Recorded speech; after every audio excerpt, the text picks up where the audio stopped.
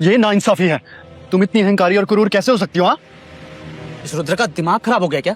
जानता नहीं, ये सेनापति ज्वाला है, सर्व सेनापति तारा की रिश्तेदार। अगर रुद्र चुप नहीं हुआ तो ये तो इसे जान से मार देंगी। आपको 200 मुद्रा हम देने के लिए तैयार है। माँ आप क्या कह रही हैं? तो चुप कर। लेकिन क्या हमें थोड़ा समय मिल सकता है? बिल्कुल,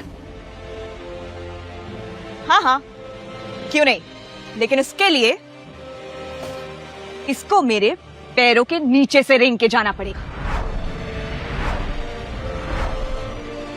रुद्र 21 साल का हो गया है। ये साल बहुत महत्वपूर्ण है। मैं इस झगड़े को और बढ़ाने नहीं दे सकती। रुद्र लड़ाई नहीं कर सकता। अब जो कहेगी वो हम करने के लिए तैयार हैं।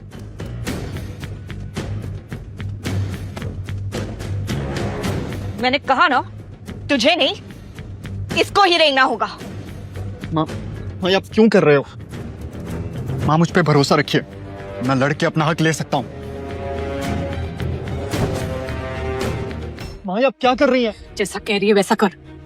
देखो, तुम्हारे पास अब सिर्फ 2 रास्ते हैं, या तुम मेरे पैरों के नीचे से रेंग के जाओ, या तो फिर मैदान में मिलो लड़ने के लिए।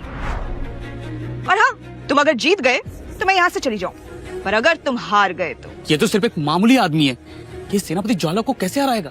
हाँ, इसे सजा मिलनी चाहिए। एक आम मर्द होकर सेनापति से जबान लड़ा रहा है। अब इसके साथ जो कुछ भी होगा उसका जिम्मेदार ये खुद ही होगा। लेकिन हाँ, तुम्हें भैरवगढ़ की लड़ाइयों के बारे में तो पता होगा कि उसमें कोई कानून नहीं होता। जीत सिर्फ जीत होती है। सामने वाले की चाहे हड्डियां टूट जाए या उसकी जान चली जाए। तो तुम्हारे ऊपर है, सजा लेना चाहोगे या लड़ना चाहोगे?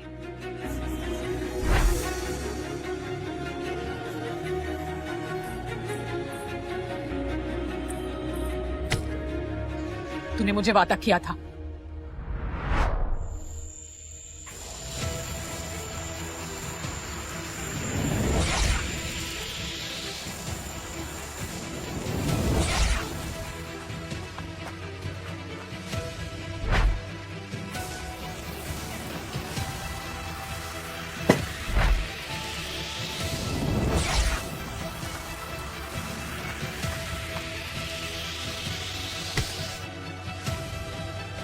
हाँ, क्यों मार रहे हो? माफी मांगो।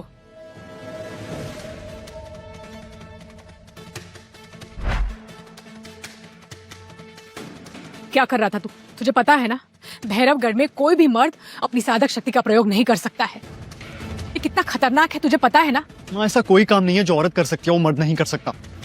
हमें सिर्फ मौके की आवश्यकता है। मैं चाहूं तो महारानी के पास जाकर अपनी सारी शक्तियां पेश करूं और उनसे कहूं कि मर्द और औरत में बराबर का हकदार है। ऐसा कुछ भी नहीं करेगा तू। अगर तूने तेरी शक्ति का प्रदर्शन किसी के सामने किया तो मेरा मरा मुंह देखेगा। याद रखना ये बात। मैं रेंगने के लिए तैयार हूँ। सही रास्ता चुना है तुमने, वरना मैं तुम्हारी ऐसी हालत करती कि रोते बिलखते अपनी माँ की गोदी में जाके छुप जाते।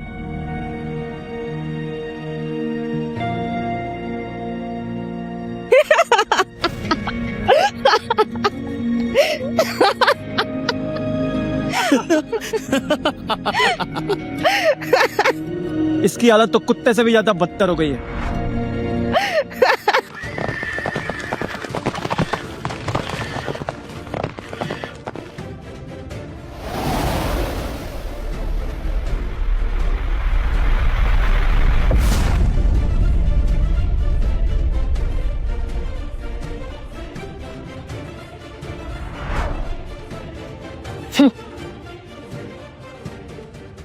ये तो सेनापति तारा है कि शक्ति का कोई तोड़ नहीं है। इस पूरे राज्य में महायोद्धा नारायणी और महापुरोहिता काल दृष्टि के बाद इनका ये सबसे सर्वश्रेष्ठ साधिका है। खास तो रुद्रा की खैर नहीं।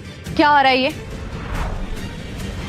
हुआ, ये सप्ताह देने के लिए मना कर रहा था तो इसको सबक सिखा रही थी।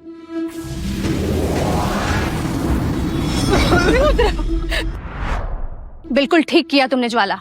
बागी होना एक बीमारी है जो पलक झपकते फैलती है। इस सांप के सर उठाने से पहले इसे कुचल देना चाहिए।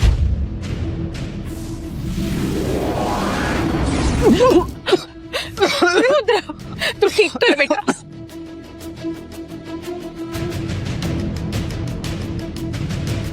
अगर मैंने आज आपको हरा दिया तो क्या आप हमें जाने देंगी? इसका दिमाग खराब हो गया है क्या? मर्द होकर औरत से जबान लड़ाने की हिम्मत कर रहा है। ठीक है, अगर तुमने मुझे यहाँ हरा दिया तो तुम्हारा सारा कर माफ, और अगर नहीं हरा पाए ना तो जिंदगी भर मेरा कुत्ता बनकर रहना पड़ेगा, जिसे मैं जैसा चाहूँ वैसा रखूंगी। बोलो, मंजूर है?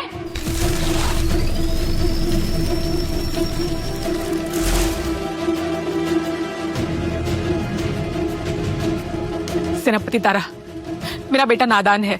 उसे सिर पे चोट लगी थी, तब से उस बिना सोचे समझे कुछ भी बोलता है। इसे माफ कर दीजिए। माँ, अगर बेवकूफ है तो घर पर रखो। इसने मुझे ललकारा है, अब इसे सबक तो मिलेगा ही। इसे भी तो पता चले जिस समाज में रह रहे वहाँ मर्दों की कोई औकात नहीं। इसे हराने के लिए मुझे कोई हथियार की जरूरत नहीं।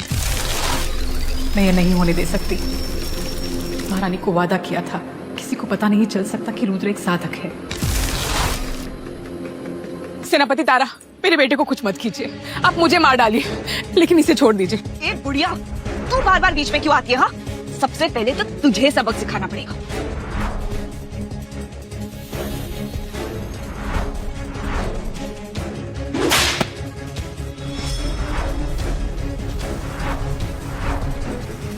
मेरी माँ पर हाथ उठाने की हिम्मत मत करना। पहली और आखिरी चेतावनी। तेरी इतनी हिम्मत?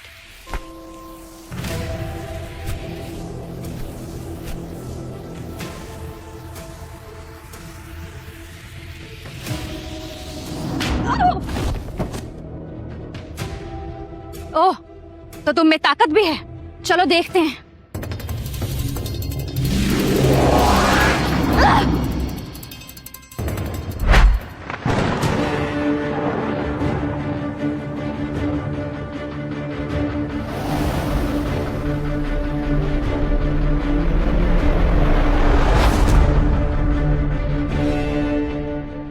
तीन दिनों में सदाशक्ति प्रतियोगिता है, तुम उसका अभ्यास करने की जगह यहाँ क्या कर रही हो? महासाधिका नारायणी की जय हो। जय हो। विश्व की सबसे ताकतवर साधिका, जिनको 15 सालों में कोई नहीं हरा पाया है। तो ये